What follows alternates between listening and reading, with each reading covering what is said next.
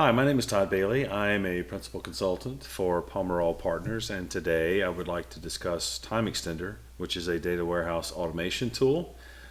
And we're going to go through the steps of bringing in data from a data source, staging that data, creating a data warehouse of that, and then also creating what Time Xtender calls semantic endpoints, which are in essence data marts, slivers of data that are published out to different groups in your organization. So without any further delay, let's get started. I'm first going to go through some of their Time Xtender promotional material and just kind of cover the tool at a high level. So let's briefly skim over some of the materials that Time Xtender has out on their website that you can do some more research on in your own time if you'd like. Why do you need Time Xtender?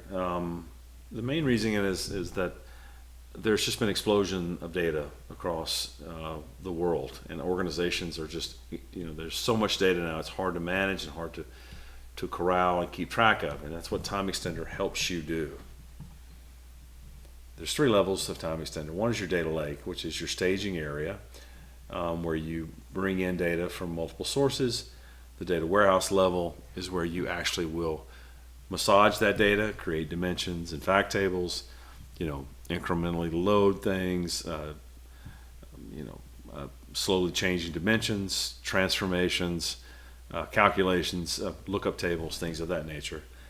Just anything you would need to do in a data warehouse, you'll do here in this transformation layer. And then there's the data marts, which is where you publish out slivers of your data. Maybe you have a finance data warehouse, finance data mart, a operations data mart, maybe a sales data mart for different pieces or different parts of your organization. So Time Xtender does this very well.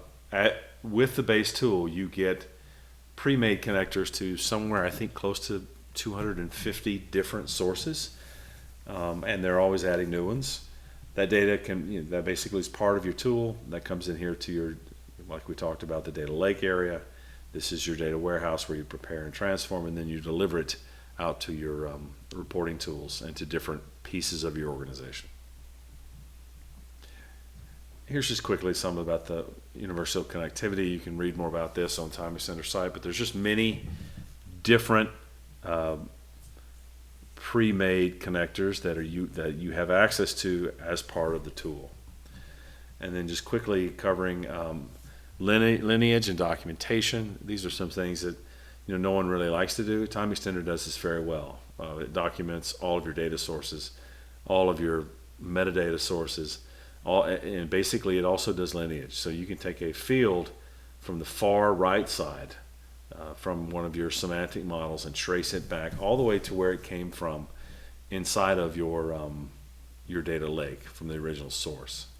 It's a low-code solution, which basically means most of the code is written for you and generated, and you don't have to do it yourself, which makes things much less error prone. It makes you less dependent upon a certain tribal knowledge type concept where you're dependent upon one person to help you with this. So that's also a very big benefit.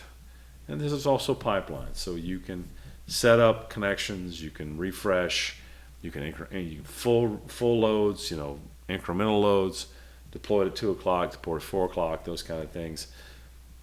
Time Xtender has all that built in inside their scheduling tool. You can move your solutions very simply from an on-prem up to the cloud. If you decide to go in that direction as an organization, if you're on-prem now, you can easily move to the cloud with Time Xtender. It's just basically kind of a lift and shift. And this is, again, when you get to the final layer where you're just creating a certain set of data for your organization. This is where you can basically take things from the warehouse and just build subsets that are directly relatable or necessary for, say, sales or purchasing or accounting. Okay, we've covered that. Many different organizations use Time Xtender. Okay, I'm gonna jump in now, just to jump directly into using the tool. I've already set up over inside of Time Xtender on my local machine. I've already set up a data ODX. I've set up a I've set up the ODX, which is the source data. We are going to do the modern data warehouse, the actual data warehousing layer together, and then we're also going to do the endpoints together. So here we go.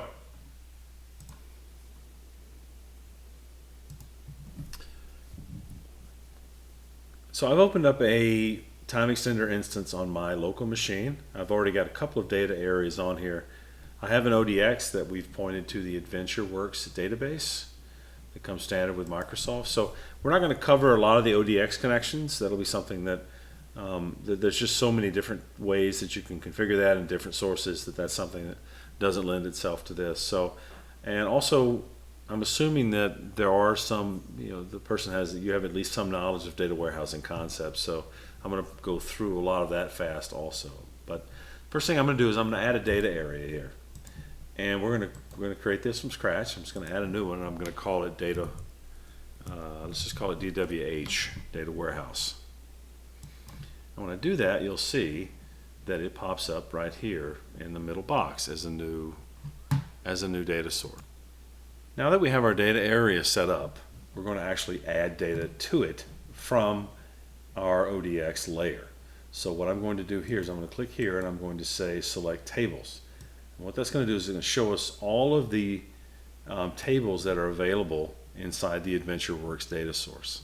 So you can see here's our data source. We only have one. We only have AdventureWorks.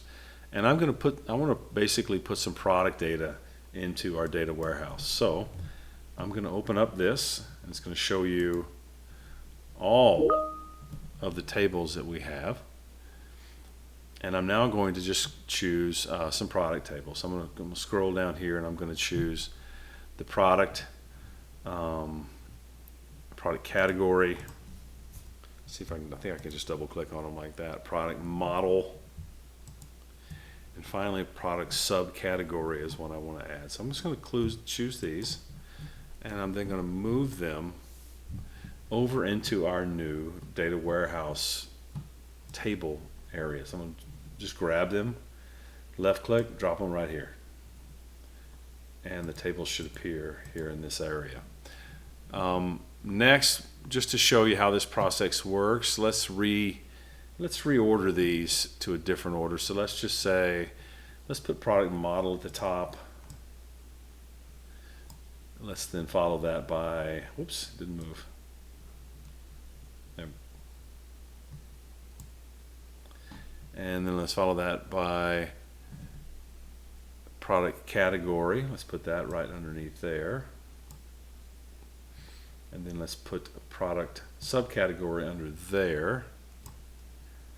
Okay, so we have product model, product category, product subcategory. That's the order that we're going to leave them in for now. So that shows you how to actually just basically left click on them and pull them up and down. I'm going to switch back now to the documentation from Time Xtender and just talk through a couple of concepts here. One is the two concepts I want to talk between are deployment and execution. So deployment is the process that actually creates the tables inside of your warehouse, the schemas, the names, the columns, all those things. The execution is actually what takes the data from the existing source and pushes it into your data warehouse. So now that we've moved our tables over, we're going to deploy and execute. That will actually take the data from the ODX and populate the tables in our data warehouse. Populate the data, it'll create the schemas, and then it'll populate the data. So to do that, I right click here and I say deploy and execute. And we'll just take all of the defaults. It will then start a job to perform that task. We'll add a note here. We're just going to say move product data. And I'll just put my initials there, and I'll say today's date.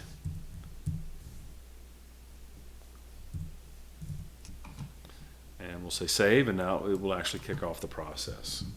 So now we're inside of the deployment execute wizard, and you can see that it's giving us what it's doing down there on the bottom. It's giving you a progress of creating the actual tables and then deploying them, creating the tables and then actually deploying the data into those tables. So let's give it a second here to do that, and then we'll continue on. So the deployment process is over, and as you can see, it gives you an overall, shows you exactly what happened. So I'm just going to close this window now that we finished deploying. We're now going to quickly touch on how to rename fields. So now that we've got our data inside of our, inside of our data warehouse, we can choose to actually change the names of the actual metadata so that it's more representative of what it is. So instead of just a name field under product model, because that's going to conflict with other names, let's make that unique. So I'm just going to right click on it. I'm going to say edit the field, and I'm going to name it, instead of name, I'm going to name it product model name. Oops, I can spell. Say OK, and I'm going to do the same thing down here under product because it has a name field too. We're going to name that product name to make it unique also. All right, and we will, I think I can wait. What I could do now is I could do another execute and deploy, but I think we can wait for now. We'll do a couple more things before we actually do that. The next thing I'd like to talk about is conditional lookups.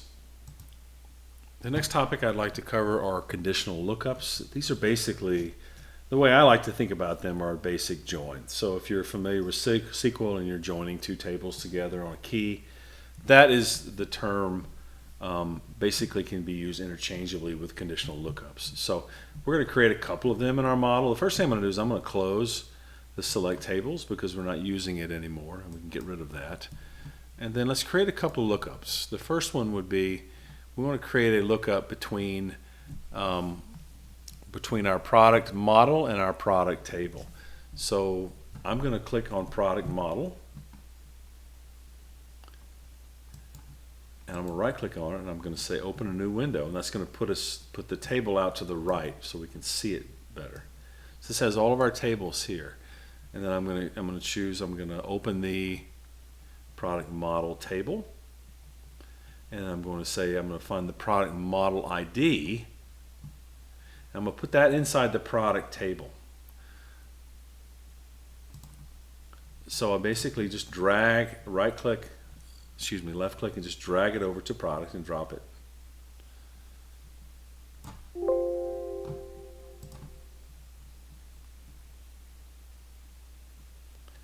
Let's see, I'm not sure if it did that correctly or not. Let's see here, let's try it again. So we'll drop it here.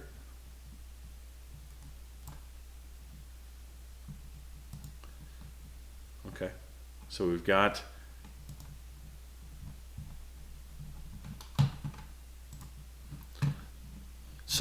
what I was doing wrong is you actually have to drop it right on the field that you want to map it to. So you can't just drop it right off the root. You've got to actually drop it onto product model ID in the table. So if I drop it there, which should work, yes, I do wish to create the relationship. So now that we actually have the relationship, we can start moving things from this product model table and put them directly into product because they're joined together now.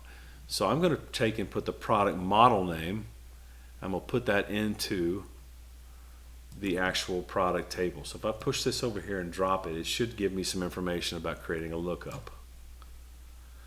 Add conditional lookup field. Yes, I do want to do that.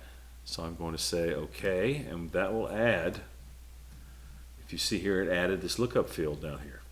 Based on this join, it produces this, puts this field within the product table, product model name, which is not native to that field.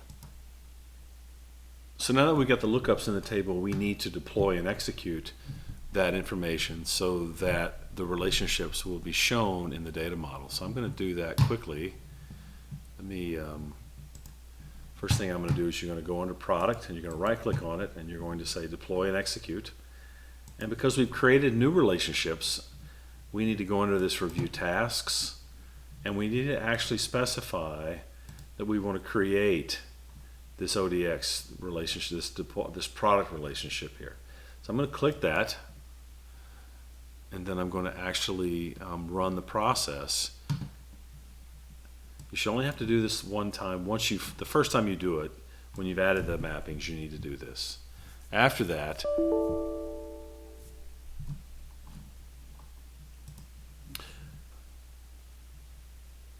now that we have actually added the lookup tables, let's go through and let's deploy and execute everything. So I'm going to go up here under, actually I'm just going to right click here on data warehouse, and I'm going to say deploy and execute.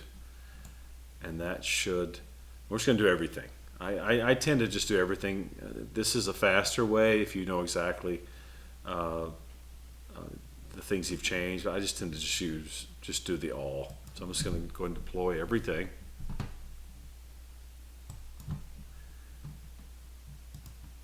And then we should go into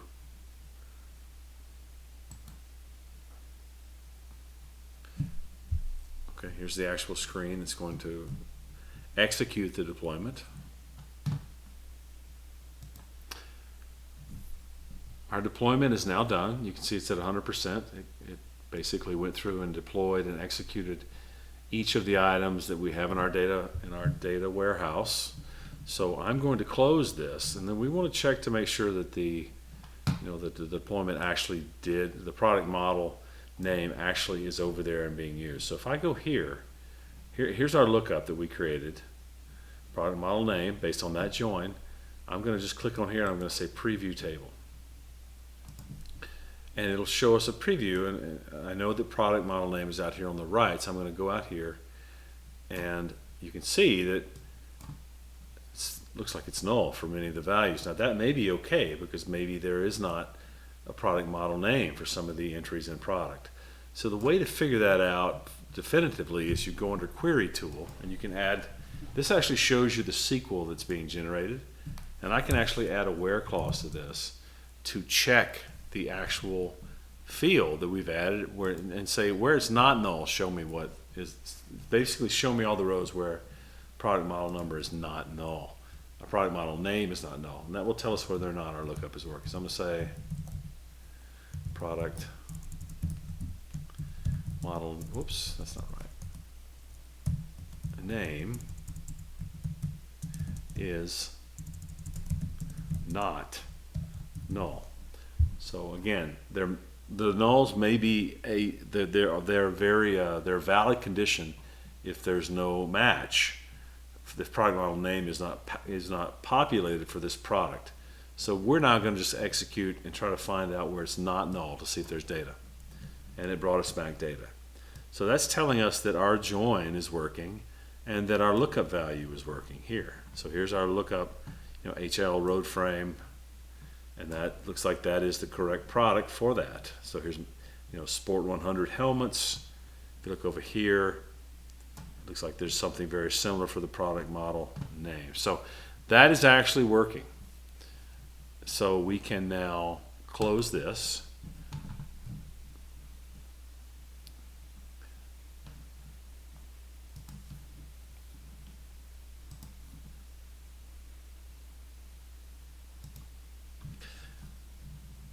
So as the last thing we're going to do in this particular lesson is we're going to rename the name fields for product subcategory and category the same way we had done earlier for product model. I just noticed that I have these out of order, so I'm going to put product category above product subcategory. Then I'm going to open this up, and I'm going to open the name. I'm going to edit it. And instead of it being name, we're going to name this product category name. Oops.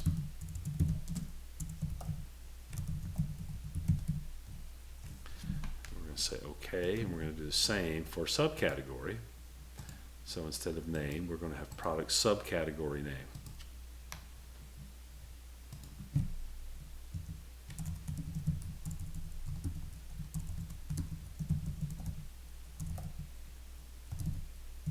If I can spell, let's go. Okay. Okay. So we've renamed. I'm going to go save that and say, okay, if you look now, we'll see that we've got product subcategory name and product category name. Now, what I'd like to do is very similar to what we had done earlier and create lookups between these two tables. First thing we're going to do to create this relationship is we're going to go to product category. We're going to highlight product category ID, and we're going to drag that down to subcategory and drop it onto category, which is the same field. That should create our relationship. Okay, that looks good. Secondly, we're going to put product category name into the product subcategory table. So we drag this and we just basically drop it onto here. And this should ask us if we want to create a lookup based on our join. And we do. So we're going to say OK. Now I'd like to do the same exercise we just did and create a relationship between product and product subcategory. So I'm going to do that by opening the subcategory in a new window so that we can put the two together as we did earlier, like side by side. And I'm going to go down in here and look for, this is the field that I want to do it on, product subcategory. So, excuse me, so I'm going to now go and I'm going to open up product and I'm going to look for product subcategory ID and I'm going to join on those two tables. So there's subcategory ID, here's subcategory ID. I'm just going to drag this and drop it right on there, and that will create that relationship. Once the join has been created, then you can actually pull the fields into product and actually have a lookup there. So I'm going to put, the first thing I'm going to do is I'm going to put product category name in there. Actually, product subcategory name. I'm going to put that in the product table. I'm just going to drop it right here and it'll ask me if I want to create a lookup. I will say yes.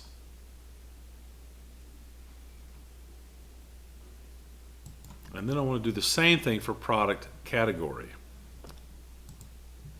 So I'm going to drag and I'm going to grab product category name and I'm going to put that also into the product table.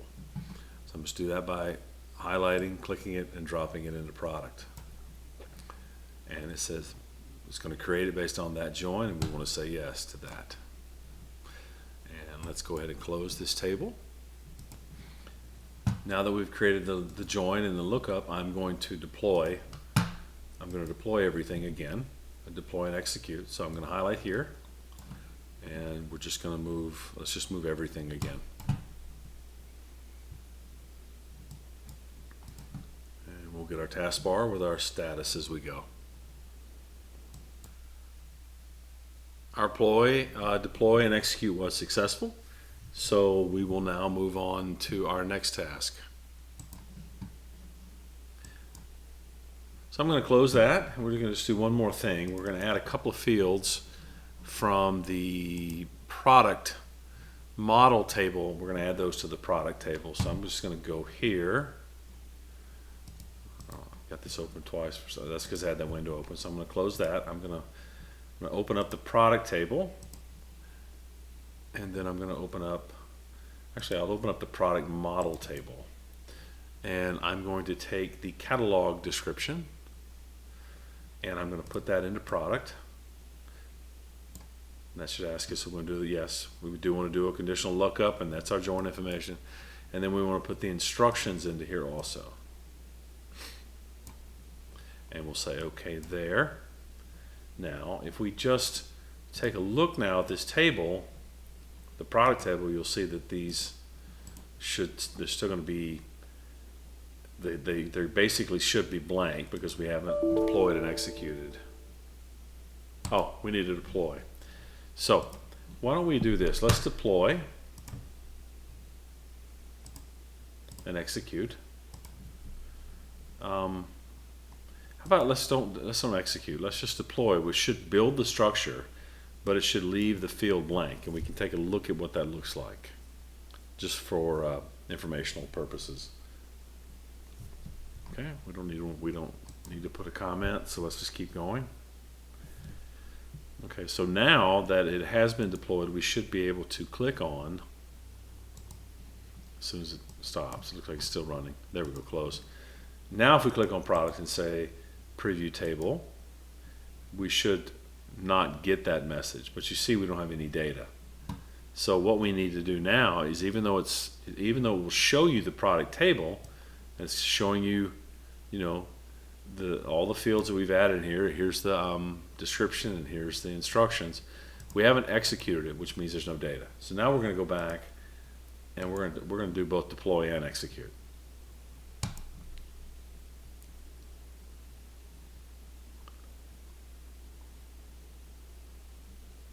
So it's just telling us there that we just deployed, so we don't need to deploy, which we knew that. But we'll just go ahead and run the whole thing anyway. It'll just skip over the deploy and do the execute phase and actually put the data into the tables. So everything has finished successfully, so let's close this window and let's go see if we can see our two new tables out in the product table. Or excuse me, our two new fields that are in the product table that we moved over. So let's just say, let's preview the table. There's data there.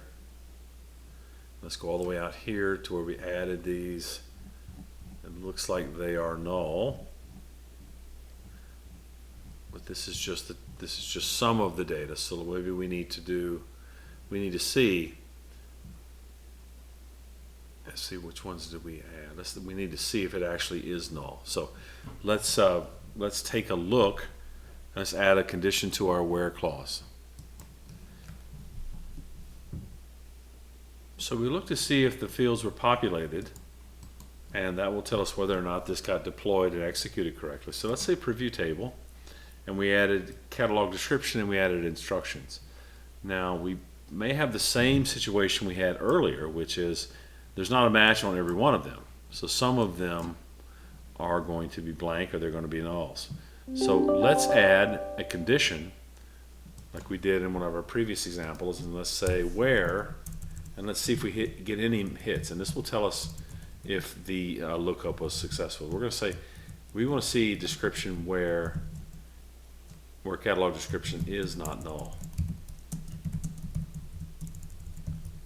And if this brings back rows, then the lookup, the join on the ID was successful. So it looks like there are rows out there. And if we look here, we can see that catalog is populated for some rows. So we're fine there. So that is the end of this first module. We are going to move into and I'm going to do a second one. We talked about a product dimension today, and we built a product dimension. Next, we're going to actually build a customer dimension.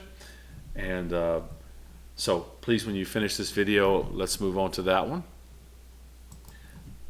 Before we end this video, though, I would like to show you, this is, again, my name, my contact information. If you want to reach out to me with any questions or any issues or comments, feel free to. And I do appreciate you taking time to watch this video. And I will post another one coming up soon on building a customer dimension in addition to the product dimension that we just built. Thank you very much.